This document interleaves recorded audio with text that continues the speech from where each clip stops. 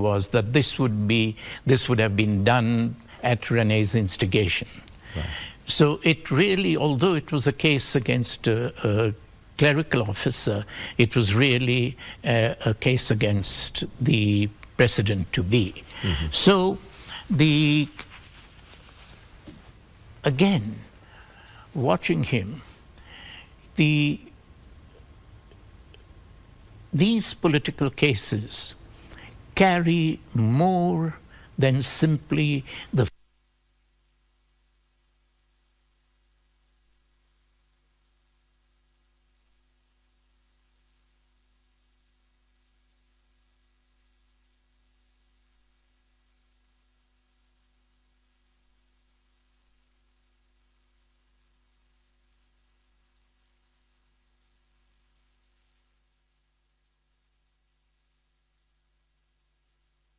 fate.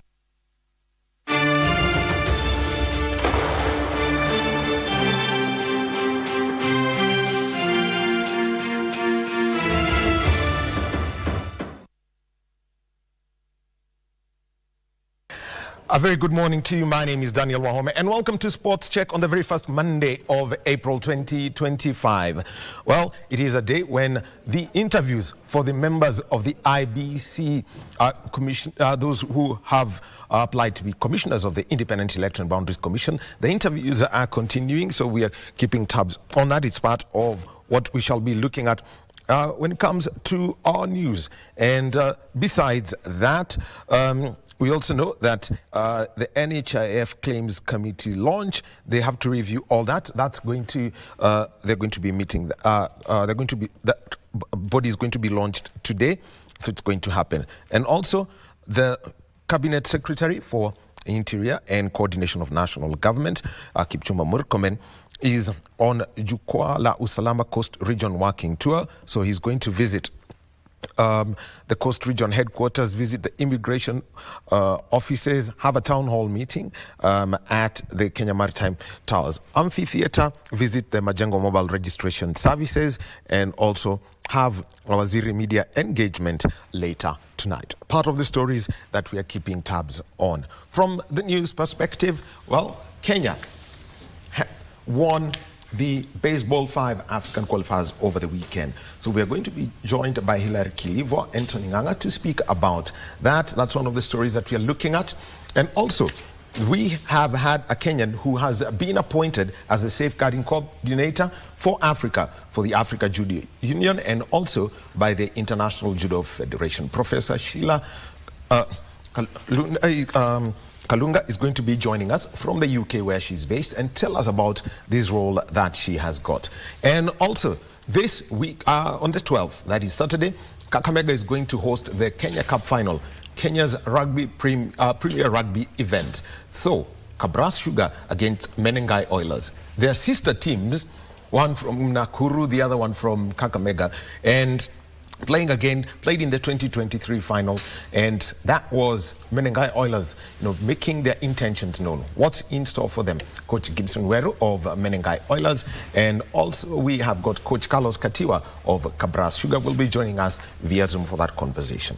But also, let us now get to our first conversation, and this is about golf. And before I do that, let me introduce my sign language interpreter, Anwangeshi, bottom right of your screen. Well, everyone knows about professional golf in Kenya. There is one tournament that always captures the imagination of the golfing family in Kenya, and that is the Magical Kenya Open. But since it joined the European Tour, now known as the DP Tour, way back in 2019, I think the best performing Kenyan has been Simon Gego, who finished fifth in 2019. But after that, it's been, there's been a story difficult to tell. Maybe just one Kenyan golfer making cut. The last two editions, no Kenyan golfer made the cut, which means that they did not make any prize money. But how do you get them engaged? And also the elite amateurs, how do we see them move away from the amateur game and into the pro game and play consistently? Well, there is something that has come up, and we had the first event last week. The Sunshine Tour, the Sunshine Development Tour, a partnership between IMG Kenya and the Sunshine Tour of South Africa. And to speak about that is the CEO of IMG Kenya Limited, Peter Gashero. Very good morning to you. Good morning, Wahome. Yes, and let's just do a background check on this, and just to see where the whole idea of getting a tournament for the local pros, or where they would have events at least once a month, they play, earn money, and also play at a very high level. The background of it. Well, Mr. Wahome, as you know, that as a company, we've been involved in golf for more than the last 20 years. And looking at the landscape and where we sit, the way the sport has been developing in this country is that we've had really good grassroots golf going on, a lot of recreational golf being played across all the clubs. Almost every weekend there's a competition, and also a little bit for elite. But as you mentioned before, there seems to have been a slight gap between where we stop in our locally organized events to the Magical Kenya Open, which is now part of the DP Tour, which is a very high level event. To get our players to bridge that gap, it's been a clear gap, and we've been looking for solutions over the years. A while back, under the KOGL, that's a Kenya Golf Limited, they started off their Safari Tour, an initiative that we're also part of at that time, to try and just bridge that gap, give our pros an opportunity to actually have more playing events that they can play locally, but also get an opportunity to also earn some prize money throughout the year as they prepare. What has happened in the last couple of years, there's not been enough playing opportunities for our pros. In fact, last year was bad, I think. So last year, I think, after the Magical Kenya Open, they did not have an event. They did not have a single event. They had to actually come up with an event a month to a couple of weeks before the Magical Kenya, just to select the pros who would actually take up the 8 slots that were available to Kenyans at the DP. So I don't think in any sport it would be realistic to allow to expect a good performance if you've not had exposure in terms of competition throughout the year. Yeah. So here it is, and just looking at that kind of competition, there is the glass ceiling, and what's interesting is there is more money in amateur golf than we see in pro golf, especially now that the amateurs can actually earn money as much as it is capped to $1,000. Yeah, interesting. I think in the last couple of years they changed the golf rules to allow amateurs to actually make some money on the golf circuit, and I think there's been some good competition. Amateurs in this country have been making more money than the pros, sadly so. And that's why there's been a big gap in our market. And as we're getting more and more talented golfers coming into the space, they are getting to a place they cannot see what next. Just like in any sport, you want to know what's the next step for me. If I cross this line, what's the next competition for me? But we were getting to a place where we were hitting a glass ceiling, so to say. Yeah.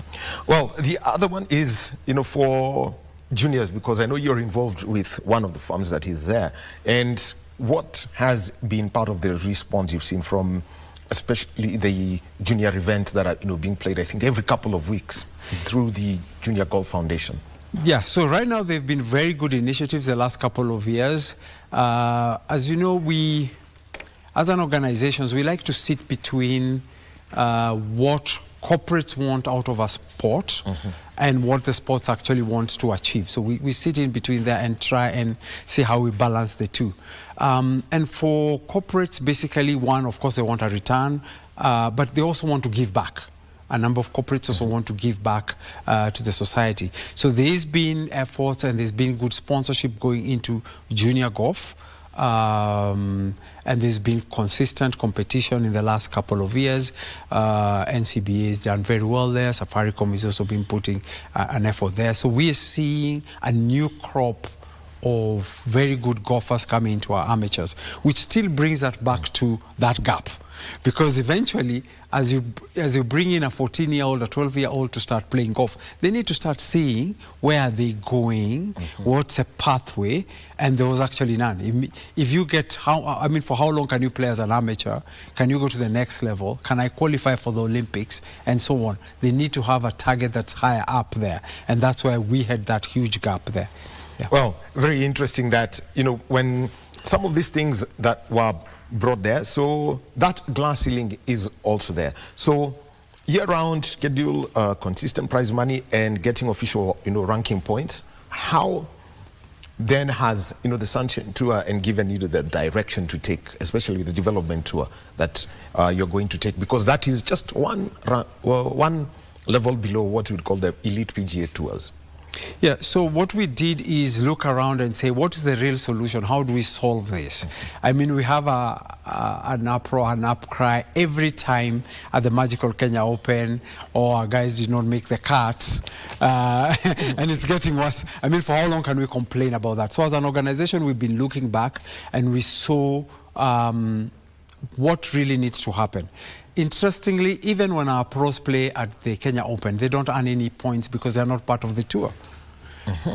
And the slots that we get are by virtue of us being hosts of the event.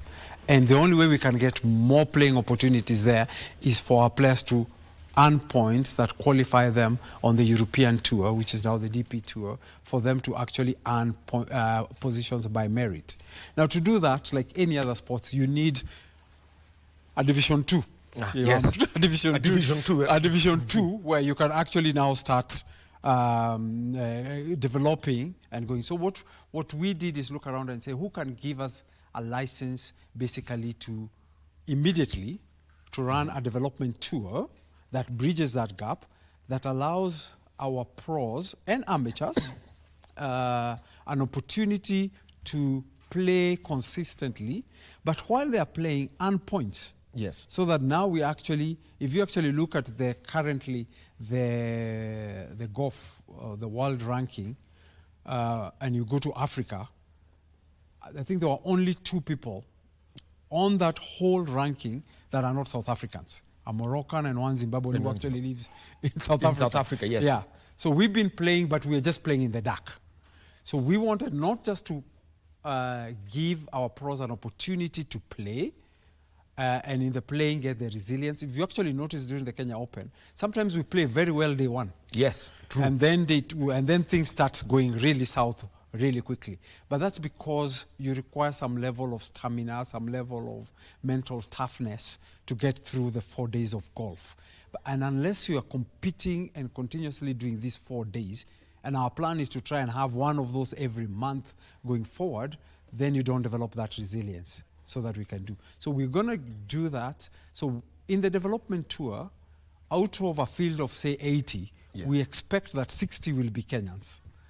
So that gives more and more, not just the 8, but more and more pros, amateurs, including ladies who actually have almost no opportunity at all, because the only pro event we had was the one at Vipingo.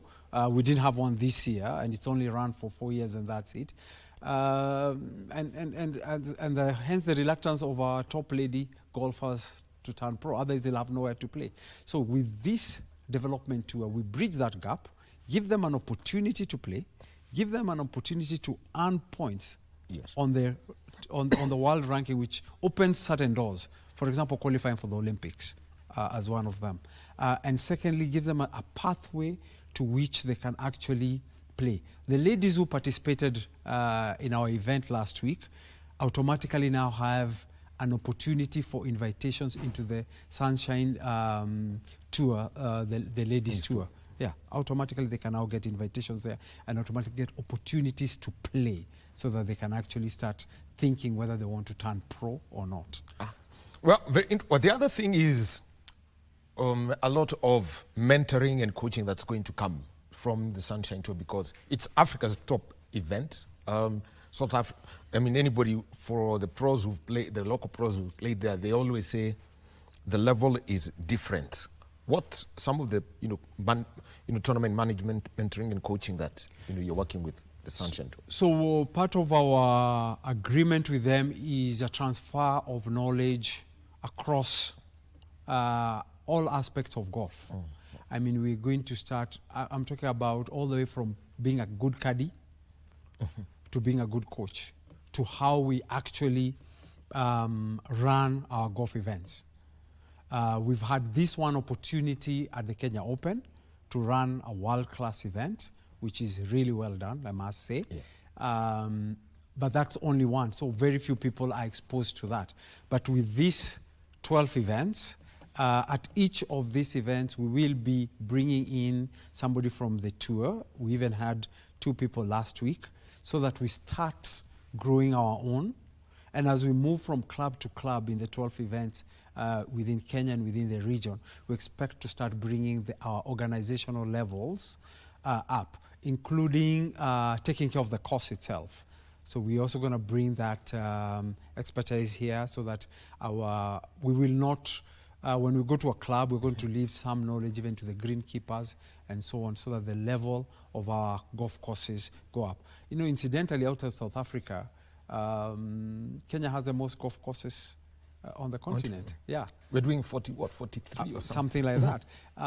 Yeah, but we are not getting as many people coming in to play from outside. So if we bring our level up, yeah, we have a few clubs that are way up there, but we also need to bring the others up, so that when we are hosting this tour, we'll be hosting it across several clubs. We started with the Great Rift, and our hope is that as we announce our calendar, we will be able to go to various clubs and bring the standards up. Yeah.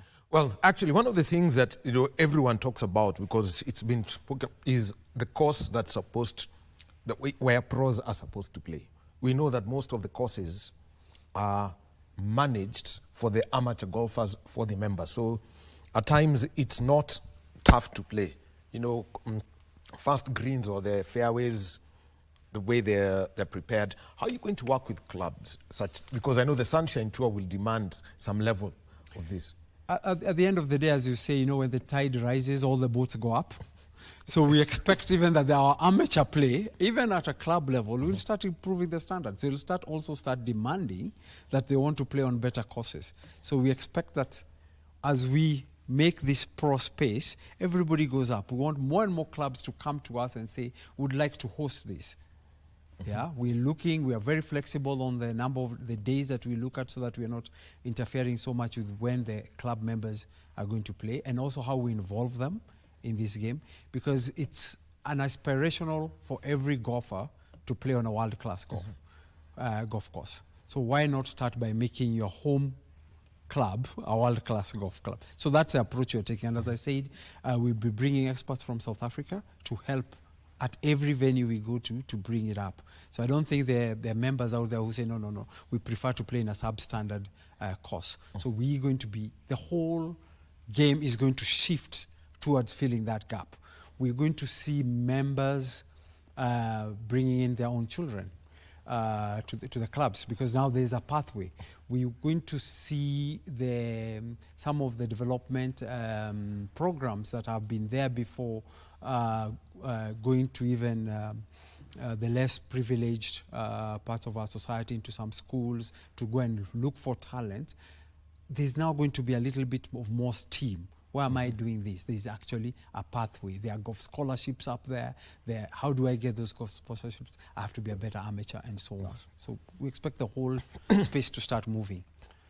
Well, and remember that eventually the Sunshine Development Tour, it's known as the East African Swing. You've got Kenya, Tanzania, Uganda, and Rwanda, about 12 tournaments between April to February. So that means a lot of activity that's going to be happening. And let's see about Uganda, Rwanda, and Tanzania, and the conversations that you've had with them as you prepare to have the East Africa Swing. So I must say that as we were having the conversations and we were now saying we are ready to go in January, it suddenly occurred to us that for us to earn points in 2025, we need to hold the Q School before April 8th, basically today. So, and that's why you found that we were actually almost in a rush state last week. Yes. So we might, if we didn't have the Q school last week, it would have meant that we would have played the whole year without actually earning points and waited for the following year. But now we have an opportunity to actually, for our pros to earn points immediately. Now, that said, that slowed down the window that we had to negotiate with the clubs in Uganda and Rwanda was narrowed, but soon we are going to close it in. We are in conversations. The Rwandese or the Rwandans did send their top golfer who actually emerged the winner, and they were actually supporting him all through.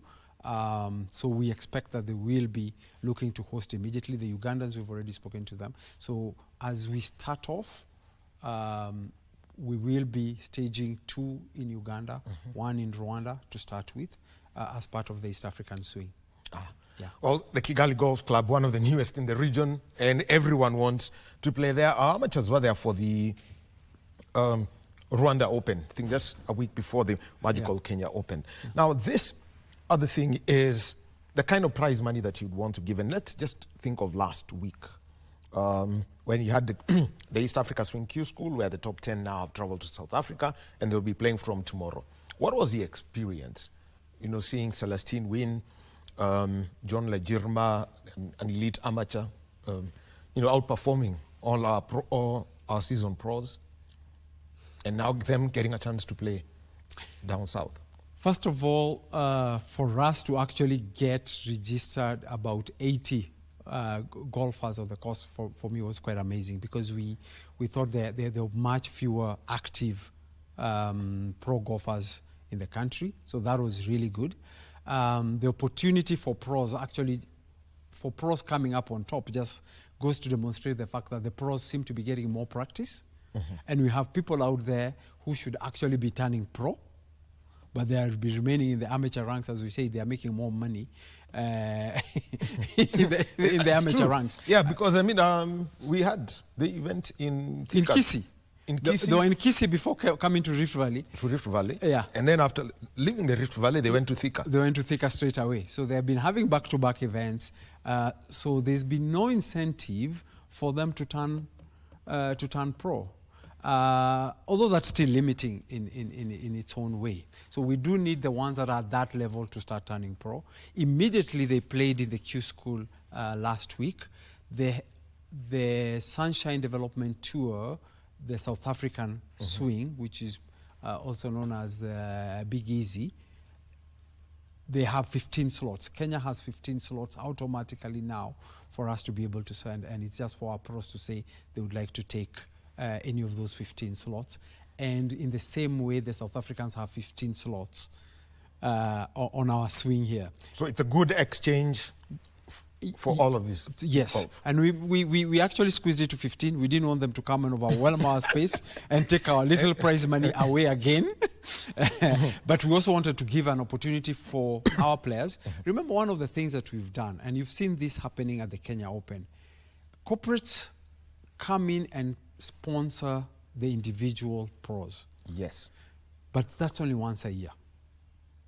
So with this now, we are also creating an opportunity for the pros to get endorsement from corporates. Actually, I'll come to that, because it's a big conversation that's been had, and also how you balance it, such that people understand this.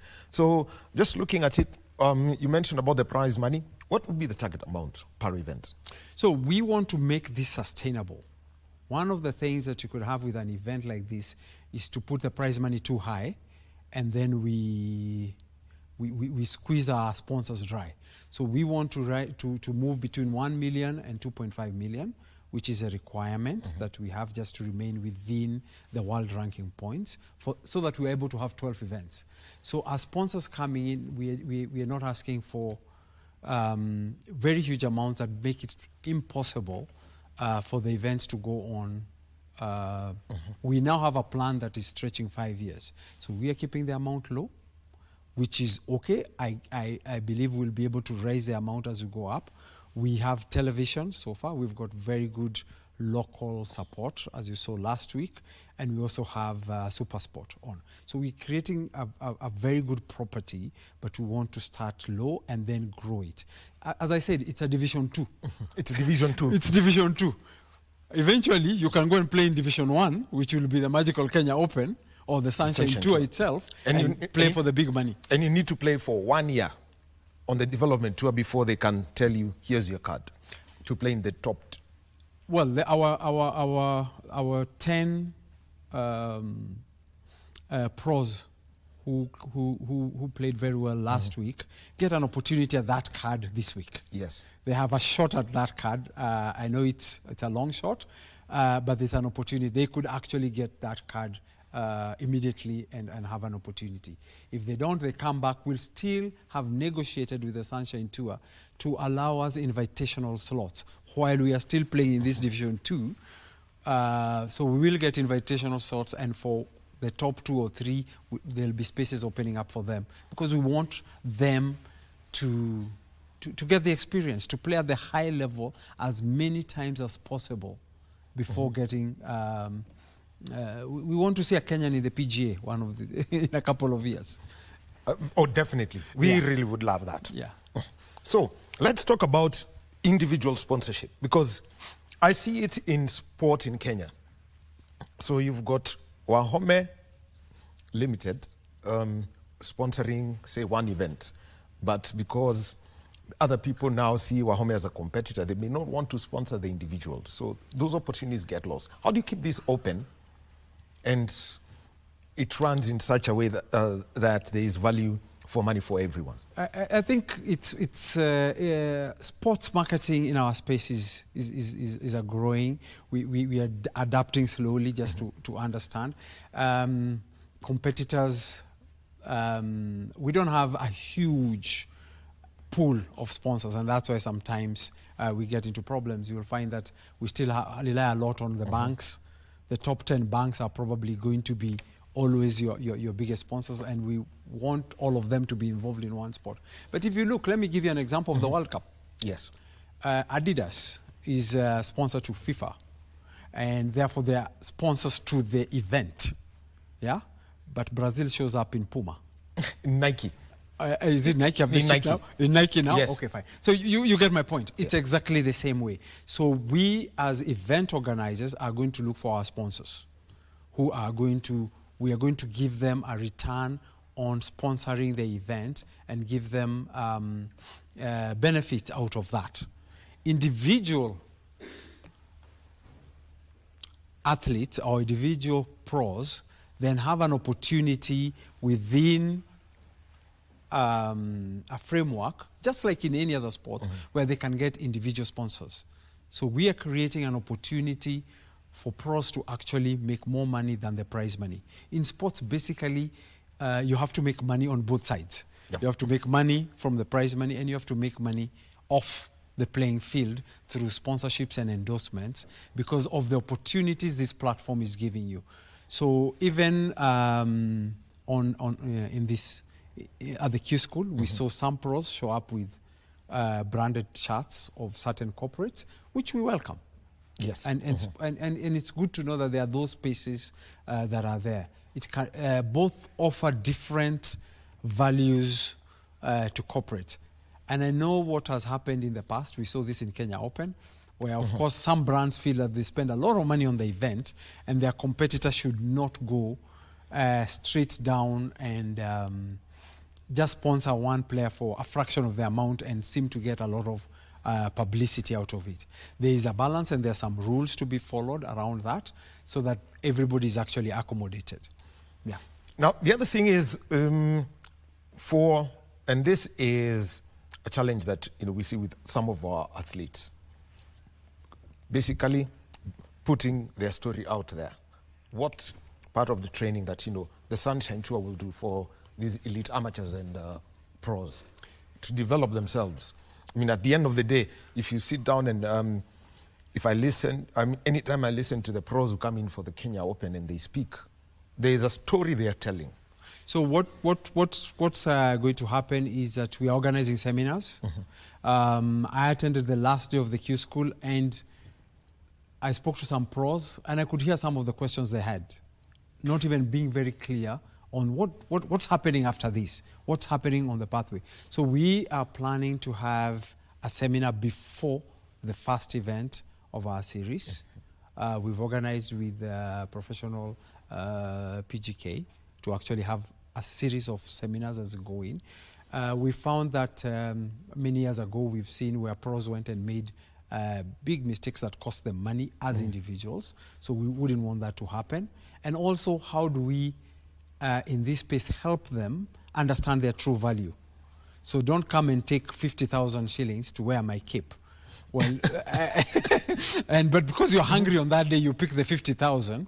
But wearing that cape, and it's going to be on DSTV on across all channels in Kenya. It's a billboard that's worth much more, and you should actually be able to bill more. So we are planning to have seminars.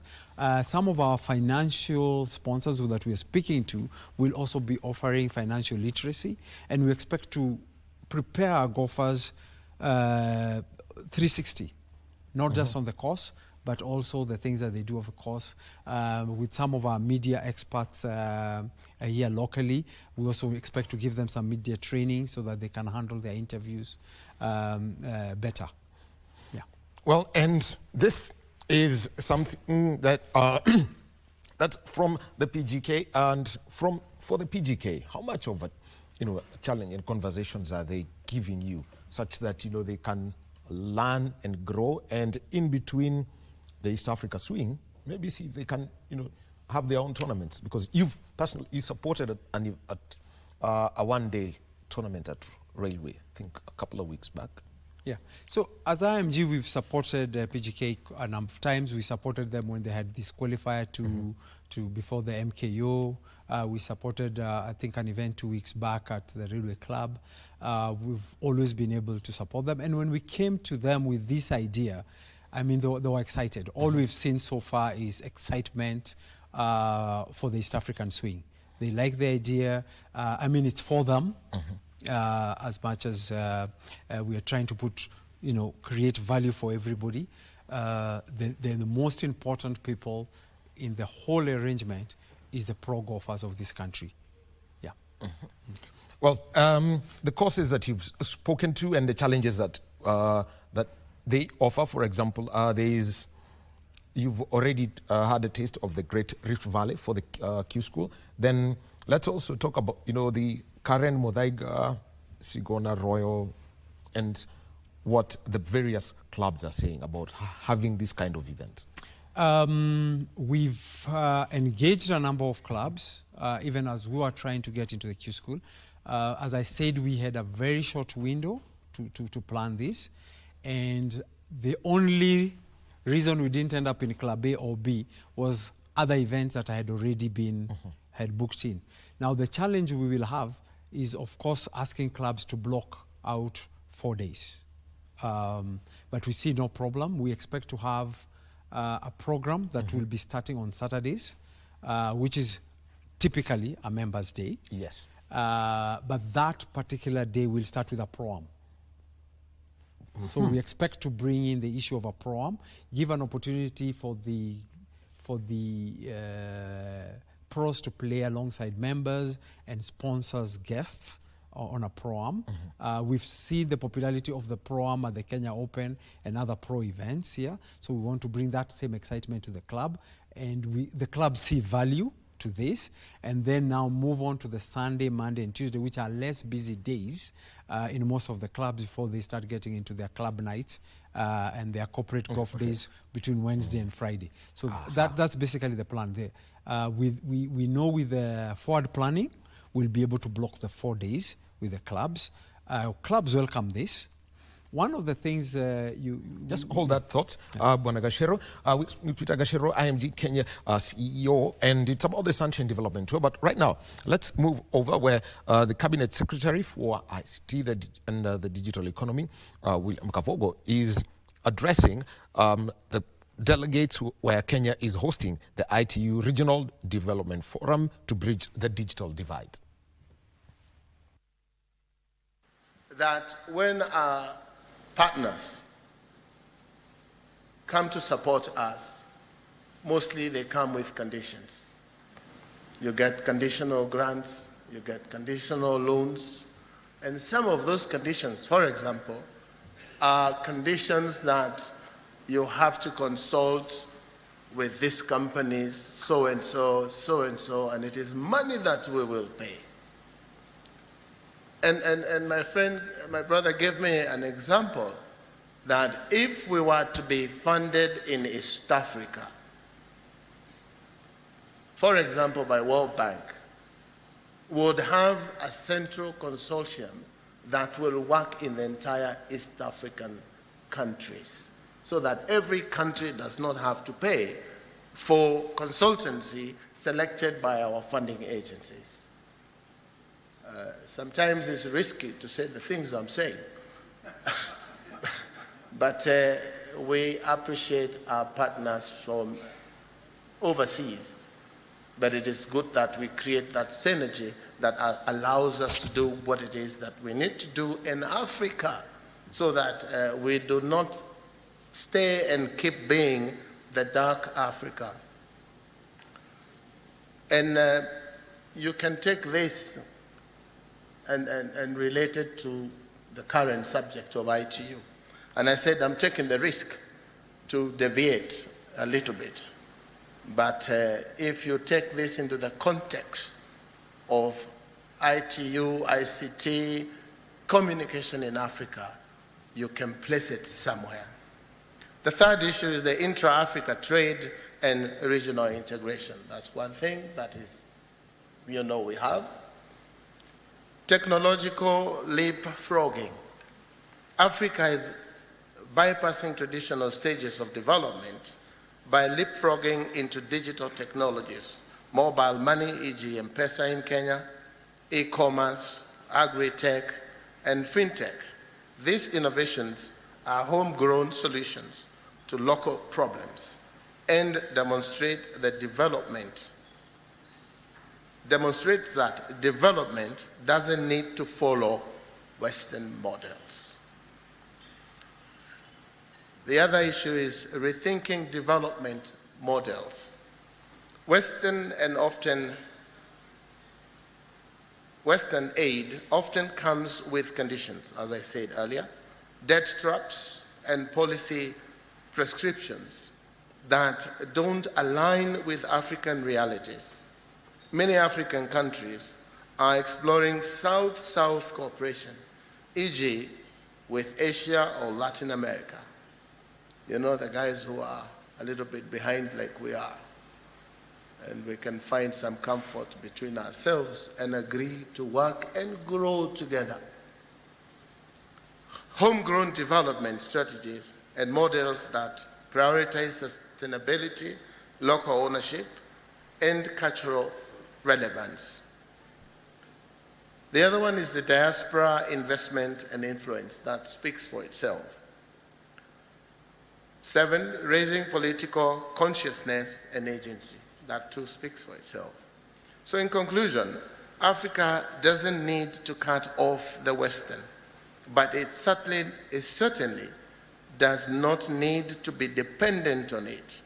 With strategic leadership, good governance, and intra-continental collaborations, Africa can grow on its own terms, leveraging its resources, people, and culture to build a prosperous, sovereign future.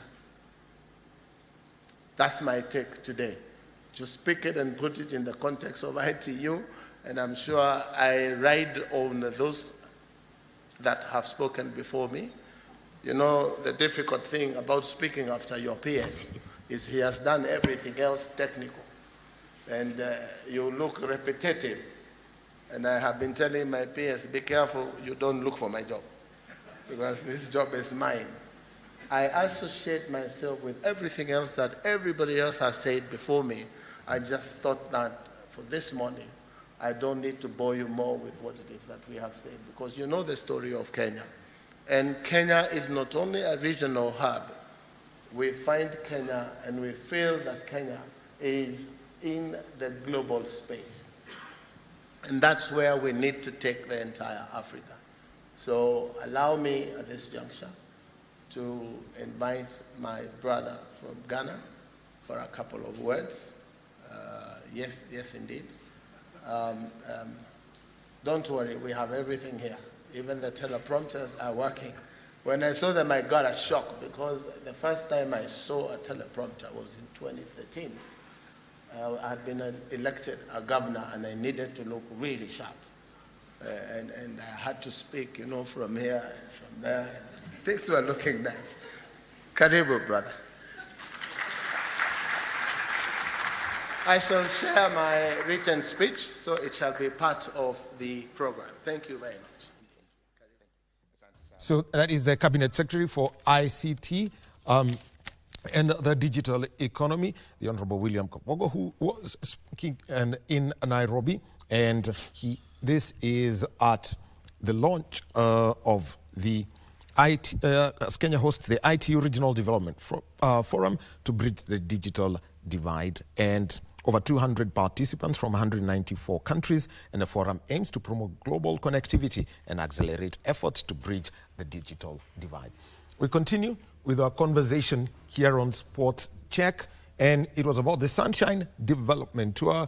And so let's now get back to Peter Gasheru, who is the CEO of IMG Kenya. And Peter, I just had you hold a thought. And why, everyone's asking why the Sunshine Tour, because we're talking about unlimited space in terms of opportunities for pro golfers at the highest level, which means that they have to go through this Division 2 event that you're putting up and to get into the main one.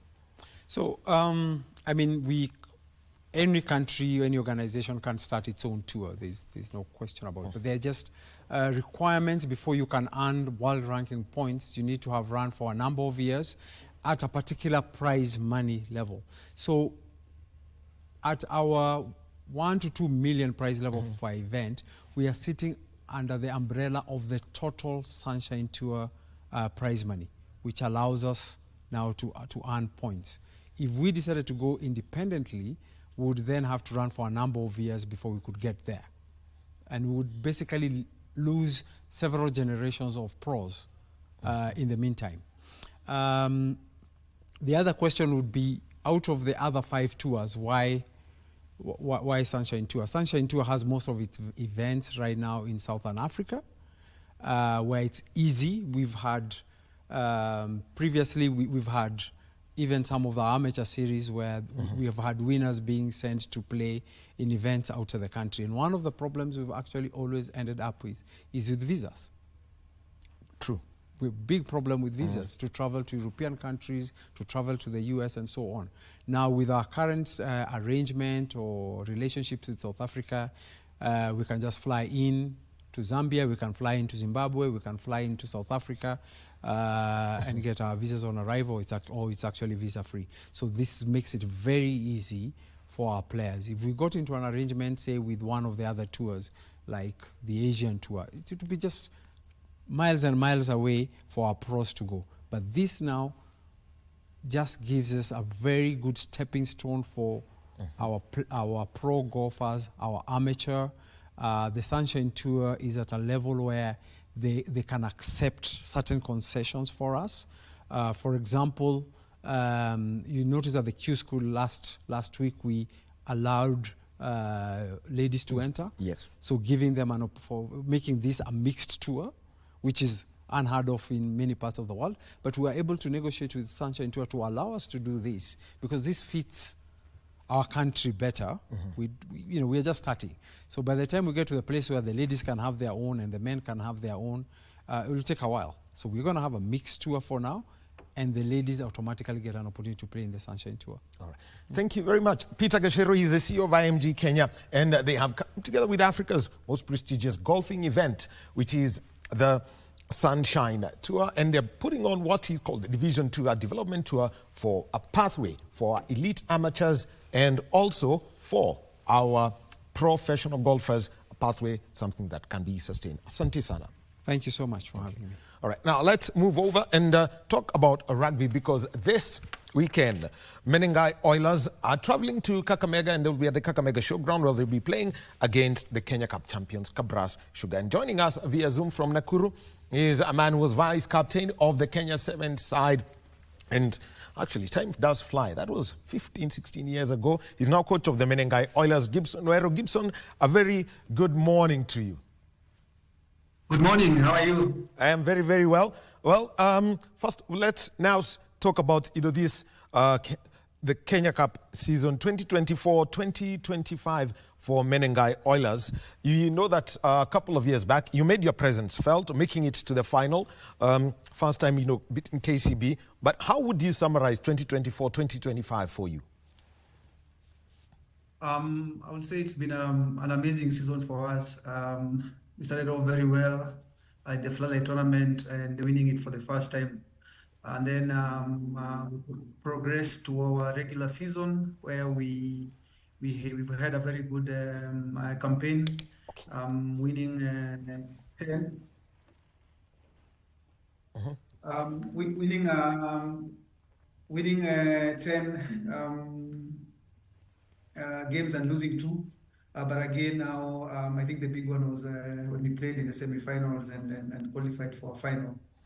It's been a good season for us. I think we've grown a lot over the years, and I think now we've reached a point where now we feel now we've reached a point where we are able now to compete for the Kenya Cup trophy. Well, let's talk about those 2 matches that you dropped in the 2024-2025 season. What are the biggest lessons that you did pick up from the 2 losses? For me as a coach, there's one thing that I normally I use as my philosophy, and I try to instill it to the boys, not only in sports but also in life, is that you don't lose. If you lose and you don't learn, then there's a problem. For me, it's picking the lessons and saying how can we improve and get better with the remaining matches. So for me, those 2 losses came at a good time. They showed us exactly where we are and what exactly we need to work on.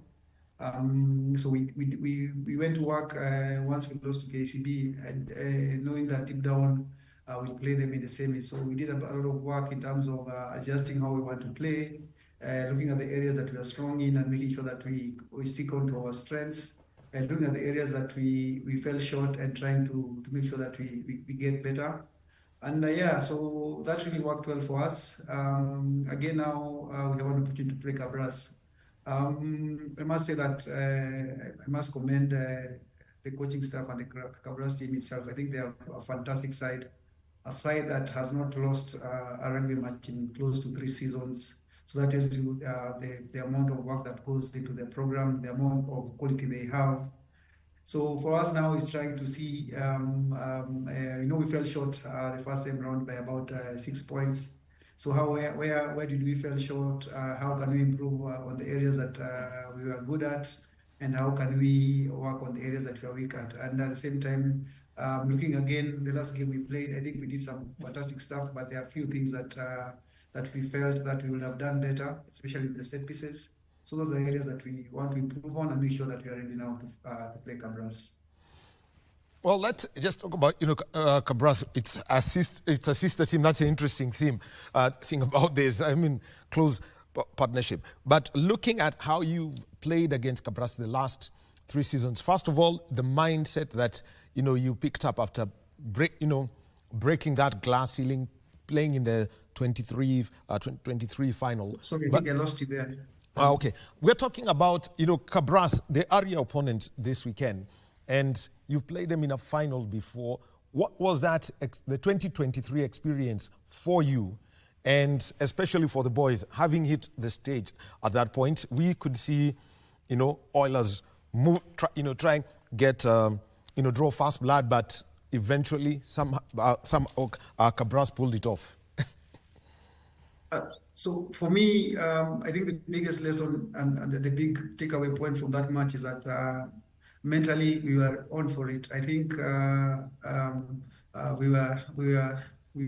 got off the blocks very quickly. maintain it, but we could not maintain the intensity for 80 minutes. So for me as a coach, the biggest thing that I'll take for that is that now we have to bring in the same mental toughness into that match, the desire, the hunger, but balance it with a bit of tactics and a bit of game management, because we could not just manage that game for 80 minutes, and that cost us the trophy. But again, I think we've learned a lot from that loss. It was a painful one because we felt we were in it till the last about 15 minutes or so. That's where we basically lost it. So this time around now, for me as a coach, to make sure that I manage the tactical bit of it, manage the mental expectation, and at the same time select a team that can play for 80 minutes. Well, and now let's talk about, playing at Kakamega. You will end up with what you'd call close to Northern Hemisphere rugby, the possibility of rain and the pitch. So how are you trying to get your boys into real shape such that, they can hold their own on a surface that can get slippery, knowing that we're headed into the wet season in Kenya? I think for us, I would say we've been blessed with rain a lot of rain in the last 4 weeks. So our preparation basically has been interfered with the conditions. So the conditions are tough in this part of Kenya. So it's been raining almost every other day, if not every day. So I think we are suited for that. If it rains, I think we'll be fine. If it doesn't, then we'll be happy. So it's not a matter of being going to a final, going to Kakamega and being shocked with rain. So we are used to that, and we've gotten plenty of that, and we've trained under those circumstances. So we'll be ready. If it rains, if it doesn't rain, then we'll be fine as well. But again, the big one when it rains now is it becomes now a tactical kicking game, and how do you feel? How do you relieve pressure of your team? How do you play in the right areas? So those are areas that we are looking at and making sure that now we're able to adapt and be able to play at any conditions. Well, Kenya Cup semi-final, 31-8 winners over KCB. How was that feeling for your side, knowing that it was, people would consider this was a do-or-die match, 23 points. It's not a gap that you get against KCB every day. I think again, once we finished the regular season, we knew we'll play KCB, and the first time around we lost narrowly to them, and we went to work on ourselves and to be able to. And again, we tried to look at areas that we can exploit in how they set up in terms of how they defend, how they attack, and how we're able to adjust and be able to deal with that. So for us, deep down, we knew we had the capability of winning that game. So the matter was if we're able to stick to the plan and be able to execute that. So the belief was there, and I must commend the boys. They did it in a way that actually I didn't expect. I thought it will be a close game, but we ended up blowing them away. So for us, what we did is that we enjoyed the feeling, because you have to enjoy those victories, and because they are beating KCB by that 1 point is not, it doesn't happen often. So it's something that now we had to enjoy that and told the boys, now look at this. If we're able to do it now, can we be able to go to Kakamega and be able to repeat this in Kakamega? So the challenge is on them, but again, we enjoyed it and we loved it, but we are ready now for the next challenge, which is now playing in the final. The other one is Kakamega can be hostile, we know. They have developed this thing of having a crowd that fills the stands, and we know the rugby atmosphere. How are you preparing your players mentally, for the noise from what we would call the 24th player who's out on the stands? So I'm happy to say that we are going into this final not as a top dog, but an underdog. And from experience, I've learned that the guys who are who are not supporting the top dog are supporting the underdog. And I believe that this match will be well attended because it's something that our fans want to come and watch.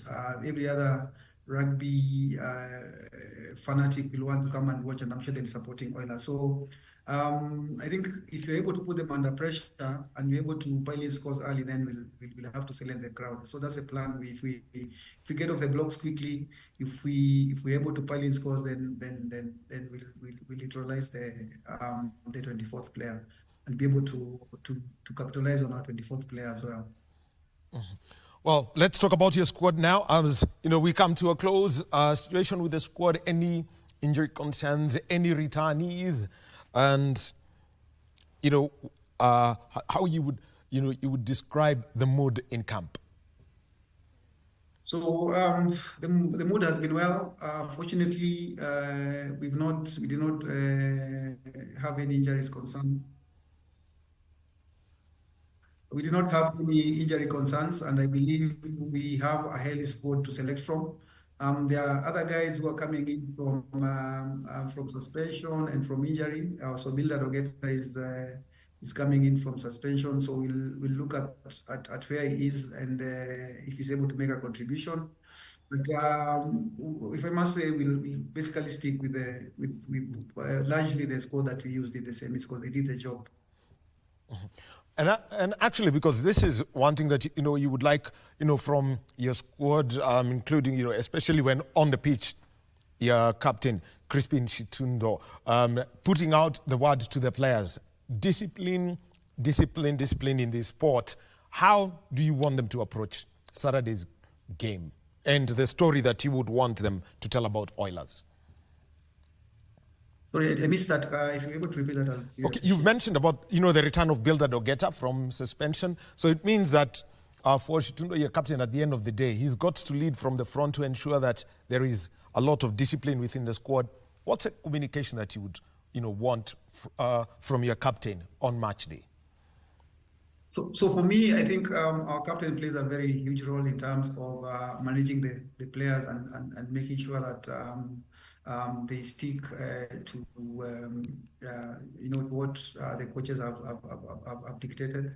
At the same time, what I say is that we have so many leaders within the squad, and there are guys who are leaders without a title. So the captain is the only guy who's there, who's him talking to the referee and maybe communicating with the players as a whole. But we have so many players in the squad, and the message will be very simple. Make sure that you play to our strengths. Make sure that we concentrate for 80 minutes. Make sure that we stay positive. When at times things will be thick, but you have to stick together and get out of it as a team. And you have to celebrate more victories and make sure that now we play 80 minutes.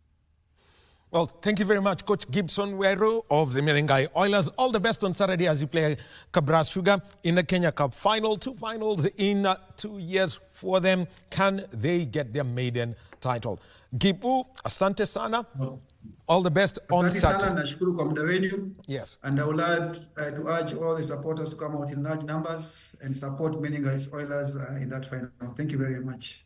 Thank you. That's Gibson Weru, coach of the Menengai Oilers, speaking to us about the Kenya Cup final. We take a short break. When we get back, more conversations. Judo safeguarding is one of them, and also Baseball 5.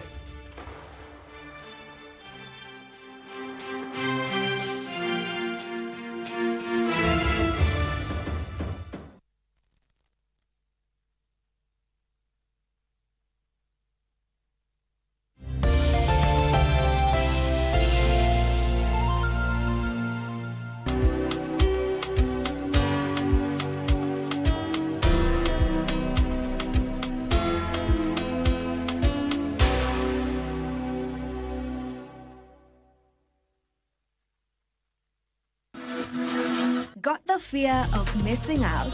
Want to keep up with all the latest entertainment news and latest celebrity gossip? From the latest rumors to popping events to the newest fashion trends, here is where you get all the tea or juice when it comes to entertainment, and you get it served on time. All that and so much more on Grapevine every single Monday from 10 p.m. and a rerun every Tuesday from 2 p.m. only on KBC Channel 1. Remember, if you did not see it on Grapevine, then it most probably never happened.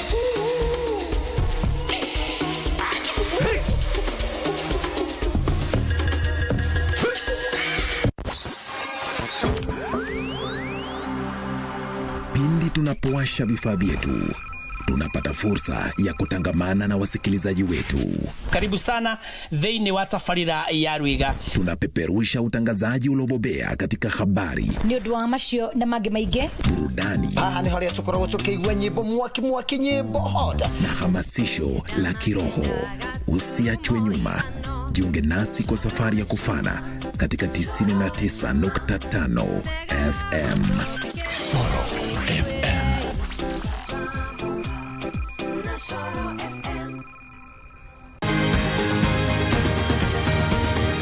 Wellness is important in our daily lives, so that instead of just surviving, we should be thriving. Ways to prevent a stroke or heart attack is for you to know what conditions you have by regular checkup. People don't know they have hypertension. People they don't know they have diabetes. I was pre-diabetic. I was afraid of getting lifestyle diseases because I come from a family that has lifestyle diseases. How do you know if your cough is due to a serious condition? We'll have some answers. Stay well and strive to make every day a healthy day.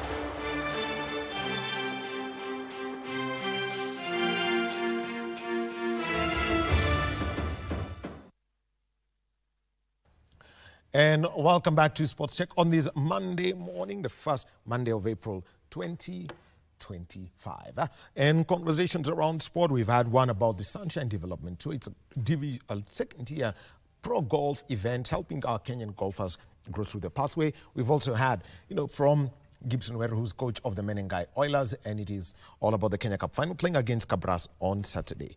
Well, two more conversations that we shall be having this morning. One is Baseball 5, and on our table, as you can see, the East Africa Baseball 5 Championship took place over the weekend. Kenya won all the matches, something that really just doesn't happen in Baseball 5 across the country. And also, we shall be speaking with Professor Sheila Kalunga, who was recently appointed as the safeguarding coordinator for Africa by the African Judo Union. So she will be joining us via Zoom from the UK in just a short while. But right now, let me bring in two people who represented the country in Baseball 5. We've got Tony Nganga on my far left. Tony, thank you. Good morning and welcome. Good morning, and congratulations. You can see you already have your medal proudly with you. Yeah. And also we have got Hilary Kilivwa. Harry Kilivwa. Yeah. Oh, Harry, a very good morning to you. Now, let's just get straight into this. The whole concept of Baseball 5, before we even come to the East African Championship. Harry, just give us the whole concept of how it's different from the conventional sport. Okay. Good morning once again. My name is Harry Kilivwa. I am the captain of the National Baseball 5 team. Baseball 5 is a new sport. Is a new sport that is being welcomed well. The older sport that most people know is baseball. It's a primary sport mainly in Japan and USA. So with Puerto Rico. Yeah, even Puerto Rico, those Dominican countries. So with Baseball 5 is the urban version of it. It was developed mainly because with Baseball 5, you only need a rubber ball to play it. like a rubber ball to play it. But with originally the baseball, with baseball, you'll have to need the baseball itself, bats, gear, and a very large field. But with baseball 5, we only need a field which is 18 by 18 meters, and you're good to go to play it. So just give us, the whole, a whole picture of what that diamond would look like, and the number of players that you have on that pitch. Okay, a baseball 5 field is a 18 by 18 meters field. We have at home plate. A home plate is where the plays usually start. Yes. When you are on offense. When you are on offense, you start at home plate. From home plate to first base, it's 13 meters. From first base to second base, also 13. Second to third to home is 13 meters. 13. So the infield is 13 meters. We have an extension of 5 meters on both sides to make a square of 18 meters. That's why it's coming to 18 meters. On the field, during defense, you usually have 5 players. That's where the name 5 comes in. It's baseball, then 5. That's where the 5 comes in. So you have 5 players fielding. One is at first base, another one second, another one shortstop. We have another one at third base. Then we have... Okay, shortstop. Yeah. Okay. Tuongee Kiingereza sasa. Yeah. So what's a shortstop in baseball? In normal baseball, actually the shortstop for baseball and baseball 5 is just a position. It's a primary position. It remains for both games. It's just the same position. Somebody is just a fielder. Actually, that's the position that I play. It's just a fielder. It's one of the positions that a player in defense plays. Yeah. So ideally, you've got, because it's it's a diamond, so you've got home, first, second, third. Then we have somebody midfield.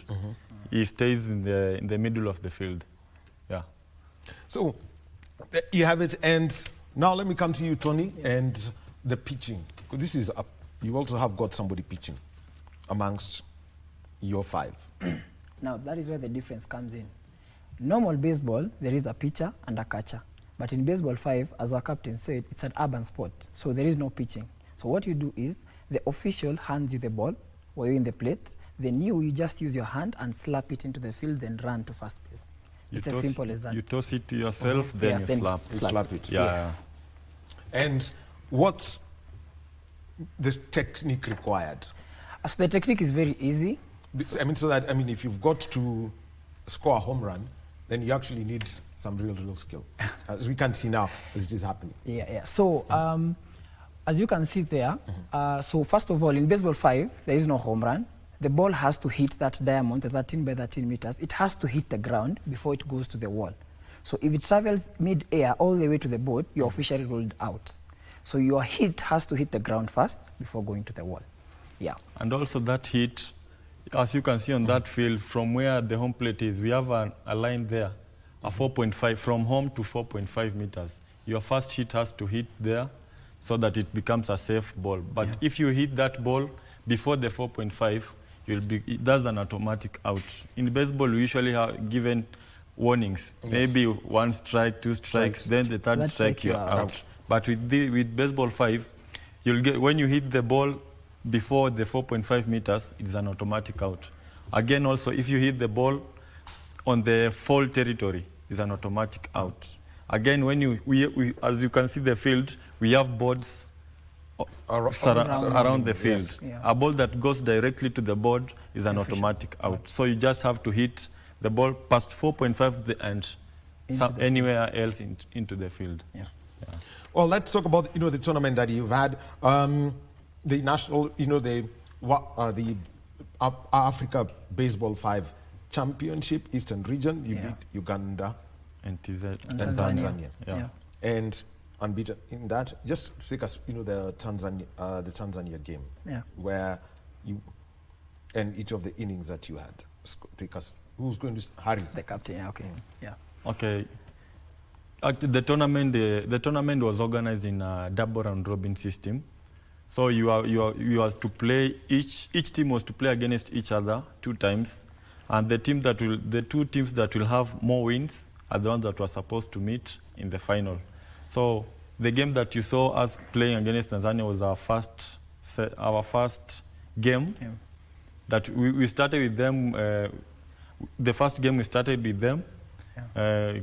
The one that you are showing us, the first game that we played with them, and we had more runs against them. I think maybe it's because they had some fatigue because they came late, but as our coach here had prepared us well, we didn't want to know if you are fatigued or well prepared like Uganda were.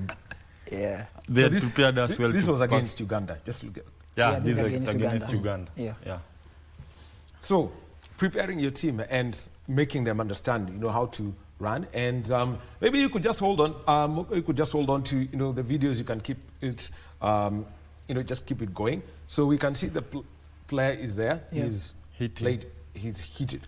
Yeah. And so the shot, we can see that there is a player who's in the middle of the court. Yeah. That's a midfielder. That's a midfielder. Yeah. So, top left, we have near the Ugandan where a player is. That's now third base. That is third base. You can see number 24, me. That's I'm going at home. That's shortstop. Okay. Yeah.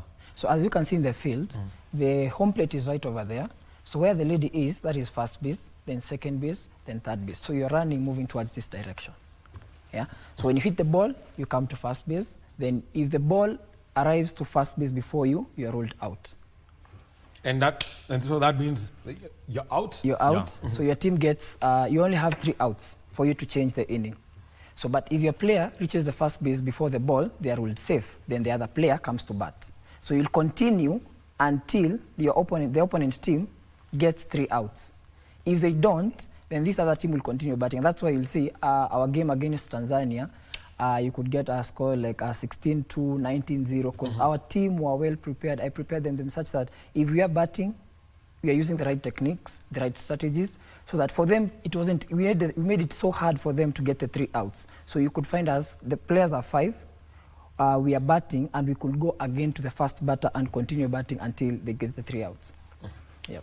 And also, let's talk about, understanding how to position yourself and how to get, and to make sure that you get a player out. Yeah. Maybe somebody who's at first, second, or third base before they go home.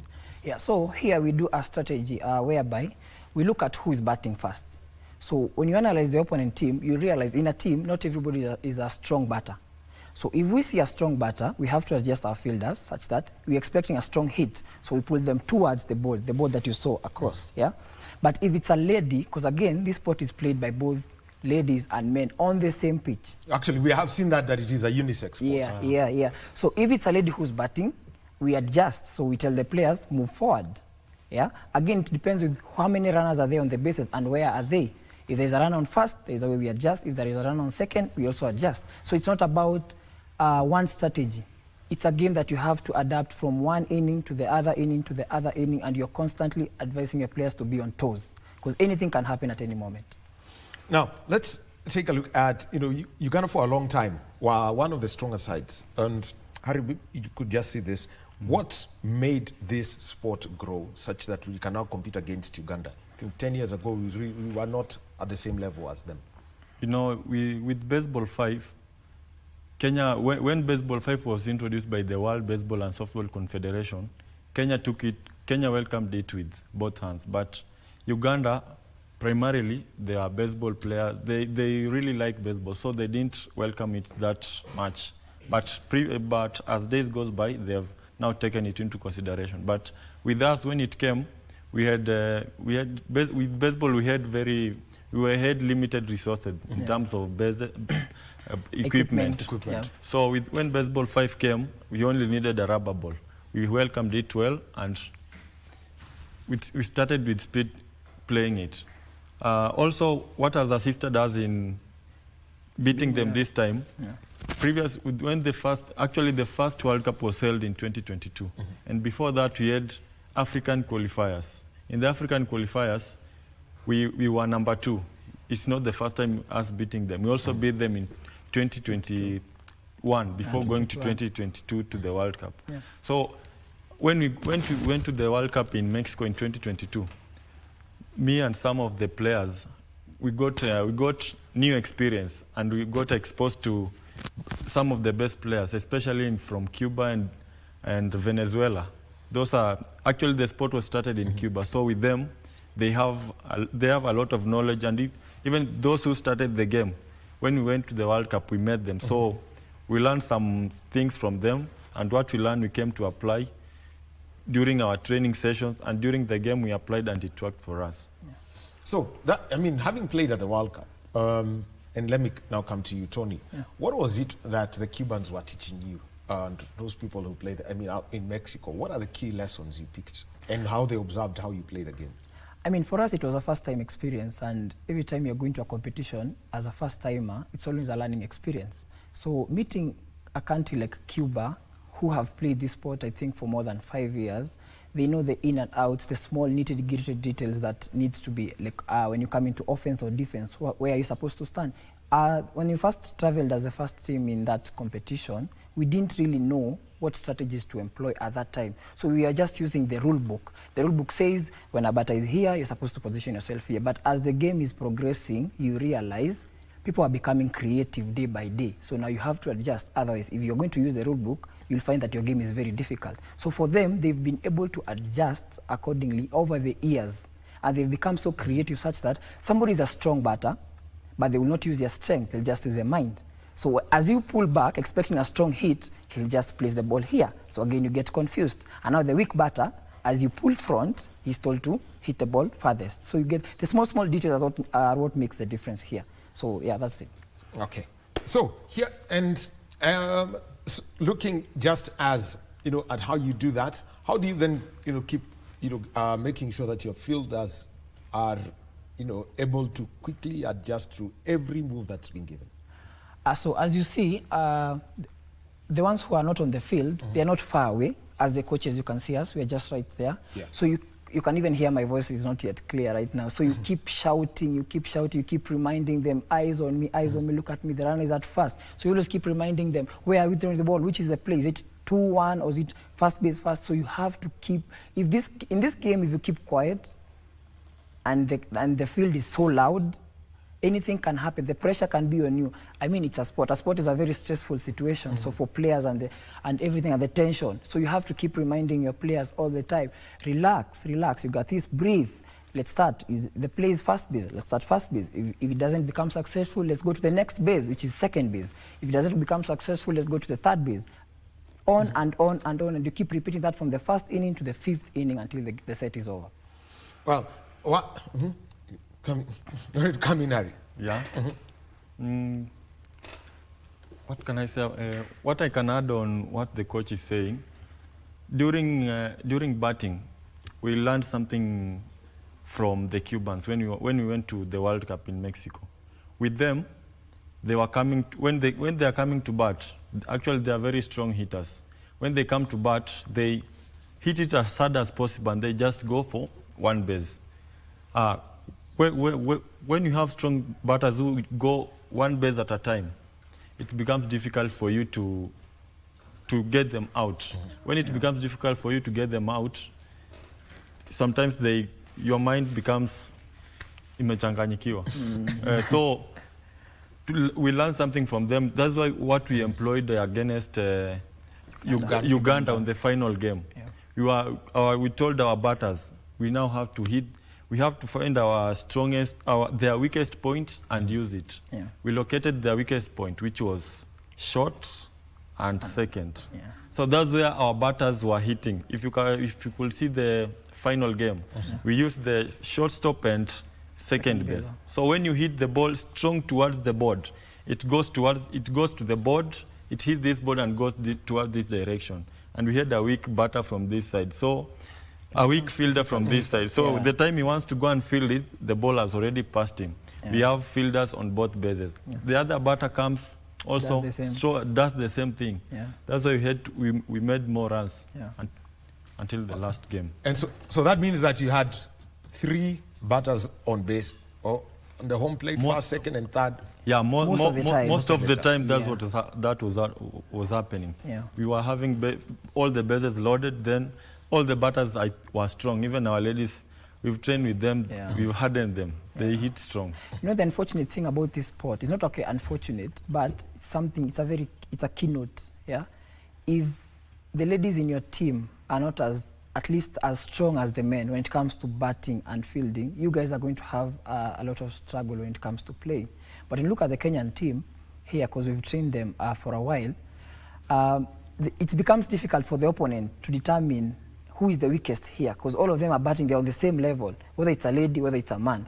So you can find when we have bases loaded with runners and a lady is coming to bat from Kenya and they think that the lady is weak, they'll get shocked because now the ball is hit as hard as the lady can hit and the bases are cleared. So with one hit, we are getting 2 or 3 runs. So continuing like that within 5 innings, you're getting a score of like 16-0, yeah? So which is trying to say something like, you have to train your ladies as hard as you train your men. When you become soft, the game will become difficult for your men and they'll have to struggle. Well, there's nothing, I mean, they say train hard, win easy. Win easy. Yeah. So, when the sport came in here and looking at, you know, where you'd be headed, you've won the East Africa Baseball 5 Championship. So here it is. Let's look at Africa and the competition that would come. South Africa, I think, would be the other country that would, you know, would give you a run for your money. I think from the north, we have Egypt, Tunisia. Tunisia is one good team. I think even in the past they've shown. We've played with them before, and that is a team that is going to give us a very good competition. From the south, we have South Africa, probably maybe Botswana, we're not sure, Zambia, yeah. From the west, maybe Ghana, yeah. But moving on to the Africa qualifiers, the continental qualifiers, we're going to have 2 teams from each region, so they're going to be a total of 6 teams. So looking at South Africa, Tunisia, probably we're hoping Tunisia is the team that is going to Okay, which are the 3 regions, just name? So it's us, East region, Eastern region, Southern region, and the Western region. Western now is both combined with North Africa and South Africa. Yeah, West Africa. Any place with the Sahara Desert. Yes. So they're going to produce the top 2. They also have their own competition qualifier, regional qualifiers like this one. So they're going to produce the best 2 teams. Then we are going to, in November, right? Somewhere around November. Now we're going to meet as the 6 teams, then have another competition, a continental qualifier. Then the top 2 teams, we are going to represent now Africa in the World Cup in Italy. So just explain this Super 6 and how it works. The Super 6 is the 2. Each region, as coach has told you, will produce two teams. So these 6 teams will now go to a competition. So this region now is Kenya. The Eastern region is Kenya and Uganda. And Uganda. The South, I don't think they have not done their qualifiers. They'll do their qualifiers maybe later. Western region will do their qualifiers on 31st of this month. 31st and 1st of this at the end of this month. Then Southern do their qualifiers also. So each region will produce 2 teams. The best 2 teams are the ones that qualify for the Super 6. The Super 6 now is the countries that will compete for 2 slots. That the winners of the 2 slots are the one who now will go to the World Cup in Italy next year. So the format that is used at the Super 6, just explain it. Yeah, the format is just the same that is used with the regional qualifiers. But now here in Eastern region is where we have less teams. But the Western region has a little bit around 6 teams that participate.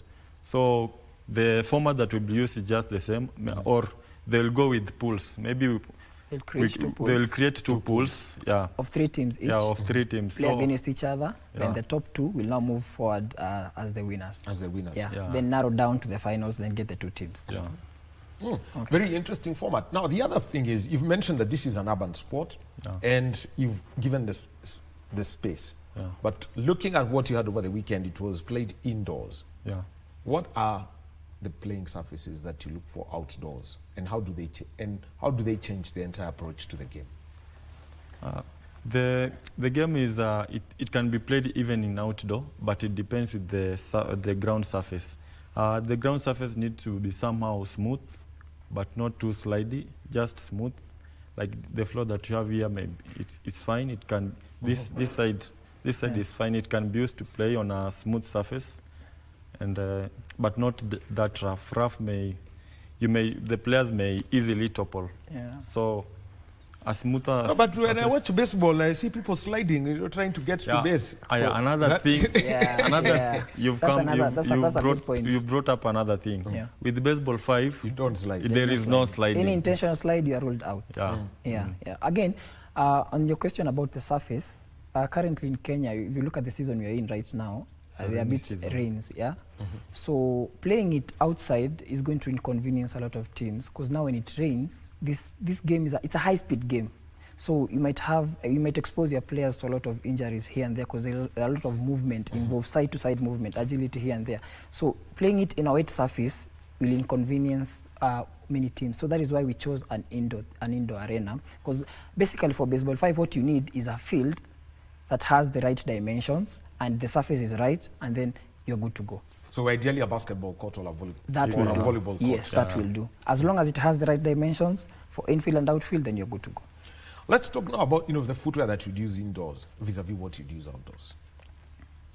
The footwear doesn't really change that much, because you just need a good shoe with biomechanically you need a shoe that has good padding on the heel, also on the sole, and also on the side of the ankle. You don't really need shoes with spikes. That is going to create a lot of tension on your foot. And as I said, moving from home to first base, and you have to turn at a high speed, maybe go to second, using a shoe that has studs or spikes, you can even... Indoors, that would be out. Yeah, exactly. So I don't. It doesn't have a difference more so. But if you have a good shoe with good padding, then you're good to go. Outdoors, if you're playing on grass, also. Playing baseball 5 on grass is going to be disadvantageous. It's going to be a disadvantage, because this ball, it's a rubber ball, and you need a surface whereby if you bounce it, it can bounce back. So on the grass, it's going to cushion that bounce. So it may disadvantage the field that the team that is batting. Now, one of the things we always know is universities are, breeding grounds for a lot of these new sports. We've seen that with kabaddi, we've seen that with roll ball, which other one? I think chook ball. But how are you reaching out to the communities? Because this is ideally what I would call an inexpensive sport, but there is also the one thing that we are short of. Yeah. The right surfaces in this country. Let me start with you, Harry. With me, first of all, I was brought up in the ghetto in Kibera. I started playing baseball in Kibera. So the field that we were using is not even a standard field for playing baseball, leave alone baseball 5. We had Maram what, but we just played. But as the game... I know the surface, what people call out there grau. Grau. Yes. Hizo grau za mtaa huko nazijua, they are not that fine for playing even baseball. But baseball 5, when baseball 5 came, and we are just playing even in that, we just tried to play in that field. Even though it disadvantages you, when you hit the ball, maybe it hits a stone, it goes the other side, but we just liked the game, so we continued playing. So as we continued playing, at times we were able to, now when the basketball players are not using their courts, maybe we try and steal their field and try and use it. And that's how I came to learn about the sport. But for those who are in the universities, they are at a better place, because like for KU, they have several courts for basketball. So they just use the courts when they are not in use. Same to JKUAT, because even JKUAT is playing. KU, Multimedia University, even African Nazarene, our host, are one of the teams that play. Well, and actually in African Nazarene, it's only a private institution, one of the few institutions that have got, the correct indoor arena. And then the other one, the outreach is what is very important. Nairobi and universities can happen easily. But what about outside the capital? How are you reaching out to people who are out in different places? The federation has actually done really well to create awareness, and we have a league that goes on. has clubs. It has also, it includes also universities, and its universities, it's not limited to Nairobi. Any country, any team from any county can participate in. So you find that since it's an inexpensive sport, it only requires a ball and a court. It's very easy for anyone, whether you are an institution, whether you are a privately owned organization. It's very easy, and you only need 5 players, no equipment, just a shoe, a good shoe, a short, and a t-shirt, a jersey. You find it's very easy for people to adopt, because you don't really start to when you know most things, like right now where we are economically, it's not a good place. So when you pitch a proposal to an institution, we want to start this game, and then they ask you, okay, what do you need? So you write a whole quotation. We need a bat that is worth 5,000, that is one, so we'll need like 5. We need balls, a ball that is costing 2,000, and then you look at the whole quotation is going up to, let's say, 500,000. The institution will say, hold up, we don't have that kind of money because the money right now is not there. But for baseball 5, you only need rubber balls. So when you pitch a proposal like that, they're like, you only need a court. Okay, that's fine. So they organize. Basketball, when are they training? Monday and Wednesday. So you guys will have Tuesday and Thursday. You see. So we've been moving round and round and not trying to educate and pitch this proposal to universities and their local communities which are around. And you find that since it's an interesting sport, it's very easy to get the numbers. To add on what Tony has just said, Baseball 5 is not only played even in the institutions. Yeah. Our federation has also assisted. Now we have the Kakuma refugee camp. Yeah. The game is also, they have also introduced there. Yeah. In 2026, when you'll have the Youth Olympics in Senegal. In Dakar, Senegal, yes. Yeah, Dakar, Senegal. One of the Kakuma team, Yeah. which is here in Kenya, Yeah. and assisted by the Softball Federation of Kenya. Yeah. They have already started their preparation. You may also be seeing them at the World. The refugee team will have one refugee team that will be competing at the Youth Olympics in 2026, and it may come from here at Kakuma. Oh, very interesting, because we know that the kind of support that the National Olympic Committee of Kenya has always given to the refugee athlete team, and we can see that it's coming down to this. Let's talk about secondary schools and for the younger players and the opportunities that come. And this is, if we go outside Nairobi and institutions, is helping. For example, if you go to Kitale and you want to look for a basketball court, you'd have to speak to a school. True. That is very true. If you go, or even if you go to Embu or Machakos, maybe Mombasa has got its own public court, Kisumu may have that, but you need to go to a school and say, let these children come play. How is the federation working around to ensure that, for example, it's holiday season, access to these facilities is granted? Coach. What you'll do is, let's say like right now, the schools are closed.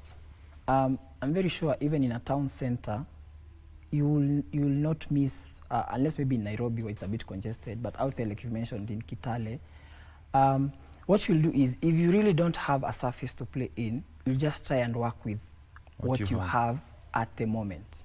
Yeah.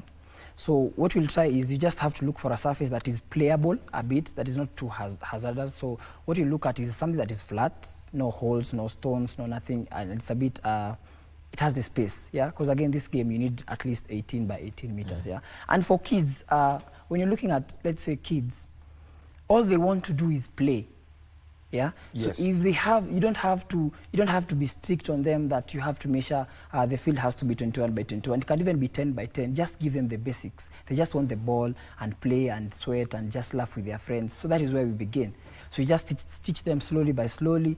This is how you bat. This is how you throw. Can you catch? Can you do this? Can you do that? So for them, actually, it becomes easier. Then now, when the schools are open, when they go back to school, again, it's an issue of adapting. So is the football pitch okay? Can we do this? It's raining. No, we can't use that. So again, they have dining halls. Yeah. So we can push away the benches and use the space that we have in the dining hall if it's raining outside. Just give them like 30 to 45 minutes. Kids will enjoy it, and that's all they need. So it's about adapting to what we can use at the moment, because the sport is an inexpensive sport. Let me talk about, because you've mentioned about children, and I'll tell you a story from a different sport where they decided that they're going to teach the youngsters to play that sport based on their age, rather than use the playing area that is used by adults. Yeah. So, and one of the people who was involved in our program came and realized that he was, I mean, he's very good at what he does, but he realized that he was brought up the wrong way. How do you work? Because he's mentioned about, you know, for the children 10 by 10. Yeah. How do you get, as you introducing, when you introduce them to the sport, such that they get their basics right? Forget even about the dimensions. Yeah. Just the basics. Throwing, how to catch, getting an out, tagging, tagging. That. Yeah, with baseball. Actually, let me go back. In Nairobi here, we have a Nairobi Little League. It's a league. It's a baseball league started for kids by Kenyan organization, but led with our friends from the US. It's called If We Build It.org. They're the ones who they're building a baseball field for us at JKUAT. They've started a Little League program for playing baseball in Nairobi. But in the league, Are they playing conventional or 5? They are playing the conventional, but they use baseball 5 as a tool for giving them the basics. Yeah, baseball 5 is good for giving them the fielding basics, throwing basics. So they have introduced baseball 5 into the program so that it gives the kids the basics. Because throwing is the same. The way you throw baseball is the same way you throw a baseball 5. The way you field is the same way you field baseball. So that incorporation between that incorporation of baseball 5 into the Nairobi Little League, it's just an example, helps kids to understand baseball 5 better and baseball even much better. So yes, and as you can see, the players warming up, you know, trying to throw the ball. The one thing is, you don't actually need the gloves, but you just need your hands. Unlike the other baseball and softball, where you need that because of the ball is harder. The ball is hard. The ball is harder. Leather, very solid, and moves fast. So let's now also see where education for people who would like to coach this sport. Coach, you have a player here. And anytime you go out, you have to, and people who want to be interested, you have got to educate them. What's the way you're working around with the local federation for this? So what the federation does, it has really tried to create coaching clinics across different regions. And for people like us who've been coaching for a number of years, so what you do is in those clinics, we are sent down to go and train whoever feels like they want to do coaching and not play. So we've started by institutions mostly, because institutions, they are a hub for talent. So what we do is go to institutions, speak to their coaches, coaching department or sports departments. So are their coaches willing to learn how to train baseball 5? If yes, we do a coaching clinic maybe from Friday to Monday. Then the other week or after 2 weeks, we move to another institution or another area. So we find that in a year, then we now hold another clinic of now all the coaches who are trained to get another certification. So it's a constant learning process whereby you find that in a few years, a country has coaches from different regions. Also, to note on what coach is saying, the newly introduced curriculum has softball in it. And softball is one of our parent sports. So softball and baseball, they are under one world body. So with being under the World Baseball and Softball Confederation, and in the introduction of softball into the curriculum, now the game about CBC. CBC. Softball is being taught in CBC. So the game has started being learned at earlier stages than for us who started 844. Somebody like me, I was lucky because I got the game earlier, and from friends of mine who are just Japanese friends of mine who are here in Kibera. But for baseball, for kids who are growing up right now, they'll get it from school because it's in the CBC. They are being taught in the CBC. And a good thing about CBC having a softball is that when it comes to selecting national teams later in the year, we are going to have an easier time because now kids have been doing it. It's easy to identify the talent.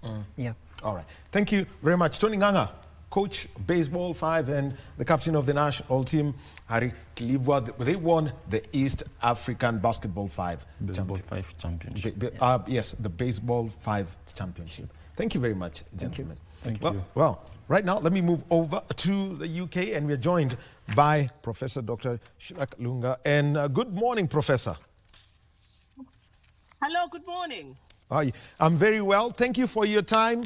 I can see it's quite sunny out in the UK. So, first of all, congratulations on being appointed the safeguarding coordinator for the Africa Judo Union. Let's go through this because we have just about 7 or so minutes. Let's talk about this, the role that you're now going to be taking up with AJU. Hi, can you hear me? Yes, we can. Okay, doc. First of all, I'd like to take this opportunity to thank KBC. Yeah, and I also would like to thank IJF for this nomination. I don't take it for granted. Really, the role that has been bestowed on me is of immense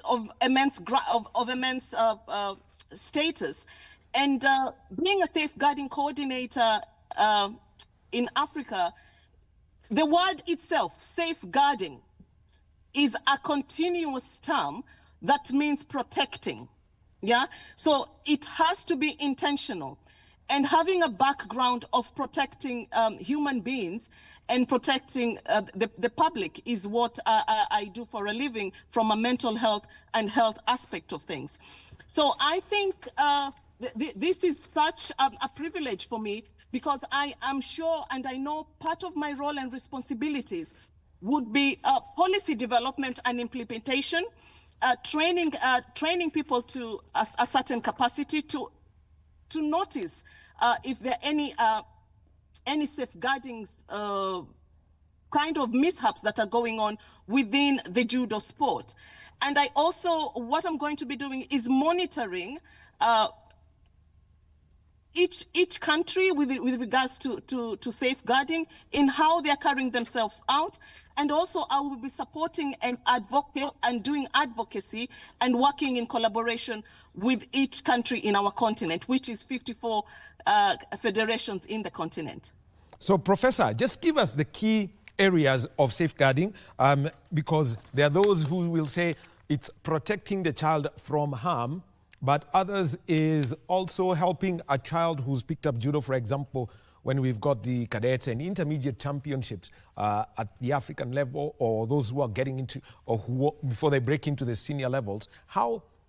What are the key areas that you look at to ensure that these young children, especially the young athletes, are protected and they grow well into the sport? I think the key things that I will be looking at, and as well as teaching and informing people, I call them the 5 R's. So I'll be teaching people how to recognize if safeguarding is happening. And this is by looking at signs and behavior that may indicate abuse. Yeah, so abuse, neglect, those are part of the things that I'll be looking at. I'll also be teaching individuals or organizations or the federations how to respond appropriately and to make people feel safe. I will also be teaching them how to report immediately to safeguarding leads, because my aim is to have safeguarding leads in each country down to the grassroots levels. Yeah, I will also be looking at how do they record if there's a safeguarding happening, if there's abuse, if there's neglect. How do we record if our children within judo are being protected? So, and this recording has to be precise, accurate of the alleged abuse, and it has to be factual. It is not based on feelings, and ones that can be clarified. And lastly, we will have within the federations, we will have referral where people can be referred to. So I will have safeguarding leads and working in collaboration with governmental and non-governmental organizations, where if a safeguarding is happening against the child, there are those 5 R's that needs to be acknowledged. Well, and looking at how this has been going on, what has been the biggest culture change, even before you took up this role? What has been the biggest culture change that you have seen with the sport in a changing world where there is a lot of focus on protection of the individual and also the importance of mental health, especially for athletes? I'm glad you brought that up. The one thing with judo and what actually made me gravitate to it, it's the holistic approach of it, where we just not only focus on the physical element of children, but judo in itself has got I'm just going to mention four core values, where we teach respect, we teach discipline, we teach perseverance, and we also teach humility. So those are the fundamentals that actually the children can take from the tatami, which is where the fight happens, or rather I call it fight, the physical element of it, and take those values onto the society. That is our blueprint. And in a society where everything is quick fix, where I call it the microwave generation, where everybody wants things instantly, we do not have, and our children are not, they don't have the resilience that we had as we were growing up. Judo is reintroducing this, but combining it and amalgamating it with sports, where we are mixing the physical, the mental, emotional, psychological, and I'm talking as a neuroscientist. I know about the neuroplasticity of a child, where if you start it at the child level, you know what the Swahili says, samaki mkunje angali mbichi, au sio? All right. Well, thank you very much, Professor Dr. Sheila Kalunga out in the UK. Thank you for that. The 5 R's, we will not forget them, and the 4 values from judo, and making sure that they are introduced this. All the best in your new role as the safeguarding coordinator for the Africa Judo Union. Shukran sana for being with us this morning. Thank you. Yes, Professor Sheila Kalunga, AJU safeguarding coordinator, telling us about protecting emerging athletes in judo. Thank you for being with us this morning on Sports Check. Well, time for me to sign out. Our sign language interpreter has been Susan Thuku, and coming up next is Kurunzi Mashinani with Kasichana Masha. Have a good day.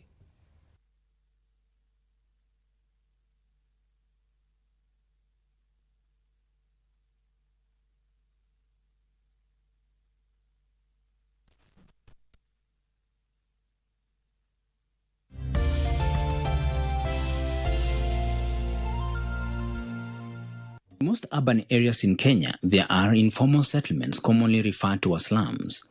These are inhabited by the low-income earners, who in most cases can hardly afford basic commodities. In these areas, there is no proper drainage, disposal of solid waste, and most importantly, human waste. Sewerage network in these areas is not connected, making the resident improvise on ways of dealing with the human waste. Recently, we did sheet flow diagram mapping, so that we see how sanitation is and different players. And in that sheet flow diagram that was done under CIWIS, which is Citywide Inclusive Sanitation, one of the findings was that safely managed sanitation stands at 59%. And that is basically within the city here, Kisumu City. And Kisumu City has a population, initially it was planned for 100,000 people. But right now, due to urban growth and development, the population has gone up. And when it goes up, it means it is calling for more sanitation facilities to be in place. In communities where facilities for safe disposal of human waste are inadequate, various disease outbreaks are witnessed. For example, the major diarrhea disease burden originates from infected feces. Poor disposal of human waste bring about illness which are caused by germs and worms in feces. These illnesses can cause many years of sickness and can lead to other health problems such as dehydration, anemia, and malnutrition. Severe sanitation-related illness like cholera can spread rapidly, bringing sudden death to many people. To curb all this poor disposal of human waste, one organization, Fresh Life, has come up with dry toilets installed within the informal settlements in Kenya. Fresh Life is a social enterprise, which is founding partner to Synergy Collaborative. Fresh Life was founded in 2011 to solve the sanitation crisis through the power of circular economy. Fresh Life collaborates with municipalities to bring change in the urban informal settlements through the construction of waterless prefabricated toilets. Fresh Life design, fabricate and install waterless facilities in the urban informal settlements. These are areas where there is no sewer connection. In Kisumu County, the county government, in collaboration with Kisumu Water and Sanitation Company, have partnered with Fresh Life in the provision of proper disposal of human waste. Come 2019, we realized that sanitation was a big problem to us within the city because our main sources of water is Lake Victoria, and because of pollution, we have many low-income areas surrounding the city and going into the lake. We realized that there's a lot of free-flowing untreated waste going into the lake, causing pollution. So what we decided to do is to be a catalyst within that field. So what we did to be a catalyst is invite other players within the sector. And in 2019, we started talking with Fresh Life. When we visited their offices in Nairobi and walked and saw what they were doing, we felt that the containerized based kind of sanitation would be ideal for the areas we were targeting because of the high water table in Kisumu, and we also felt that it was affordable and they were able to apply the same. Fresh Life provides dry toilets which use the urine dry diverting technology. These toilets do not use pits. They are built above the ground, so it is easier to remove the contents. They also have a toilet bowl with separate compartments that keep urine and feces apart. This helps the contents of the toilet stay dry, killing germs and reducing smell. Yeah, so this is the Fresh Life toilet. I'll be showing you how it operates, the insides and the items that you have. As I mentioned, these are the prefabricated elements that make a Fresh Life toilet. We have the eco plate that separates feces from urine.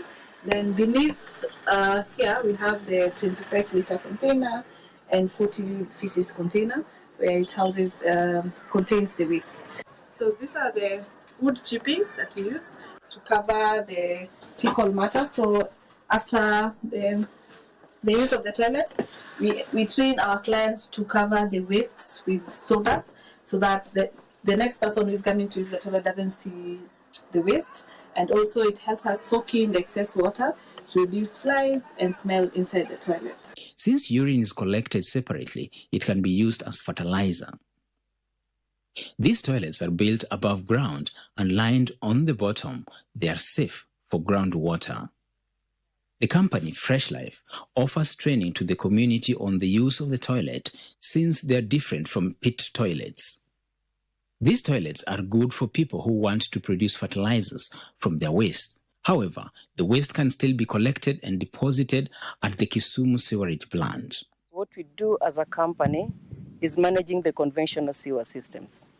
And one of them is where we are standing with a capacity of 18,000 cubic meters. But we also have KISAT, which is a mechanized system with about 8,000 cubic meters. So we manage those ones at the other end.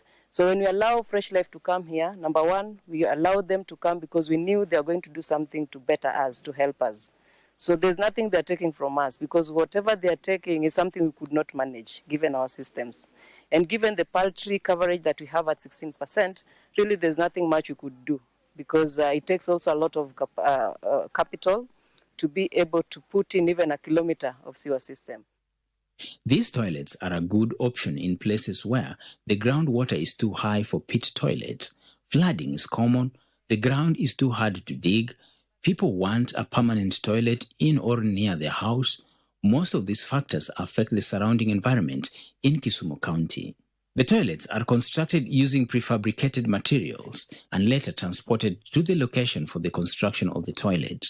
The walls, the floor, and the compartments are all put together after the prefabrication of the parts that form the toilet.